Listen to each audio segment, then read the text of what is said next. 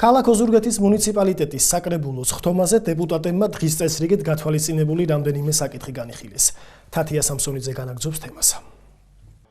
ქალაქ ოზურგეთის მუნიციპალიტეტის ქონების პირდაპირი განკარგვის წესით სასყიდლიანი სარგებლობის უფლებით გაცემის თაობაზე განკარგულება მიიღეს. დეპუტატებმა დაადგინეს ქალაქ ოზურგეთის მუნიციპალიტეტის საკუთრებაში არსებული არასასოფლო სამეურნეო დანიშნულების მიწის ნორმატიული ფასი დადგენილება მიიღეს ქალაქ ოზურგეთის მუნიციპალიტეტის ტერიტორიაზე სათამაშო ბიზნესის მოსაკრებლის შემოღებასა და განაკვეთის შესახებ, რომლის თანახმადაც სათამაშო ბიზნესის მოსაკრებლის ანგარიშგებისა და გადახდის წესი განისაზღვრება სათამაშო ბიზნესის მოსაკრებლის შესახებ საქართველოს კანონის მე-6 მუხლით.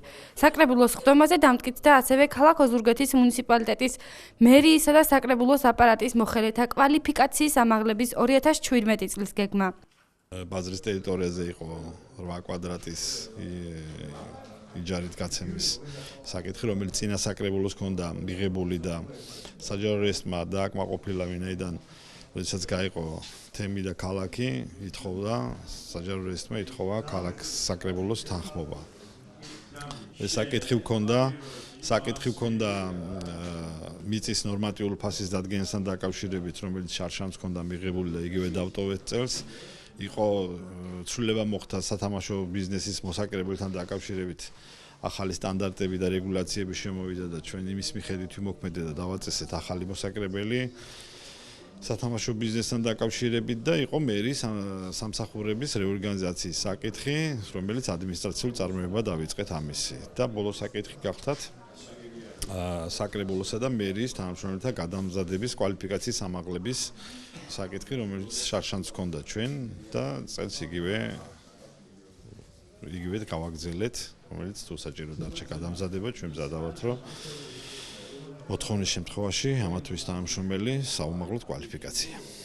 საქმიანი აღმოჩნდა ეს კვირა ოზურგეთის მუნიციპალიტეტის საკრებულოს დეპუტატებისთვის. მომდევნოს ხთომაზე მათ ინფრასტრუქტურული პროექტები განიხილეს და მოიწონეს.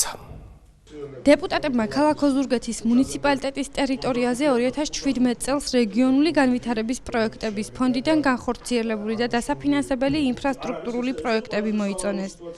ხარჯები წინა წელთან შედარებით შემცირებულია. პროექტის ფარგლებში ოზურგეთში რამდენიმე ქუჩაზე ასფალტის საფარის რეაბილიტაცია მოხდება. ქუჩები რეგიონული ფონდიდან იქნება ბათუმის ქუჩა, ქუთაისის ქუჩა, ჩოხატაურის ქუჩა, დანჩენკოს ქუჩა, ბაქრაძის ქუჩა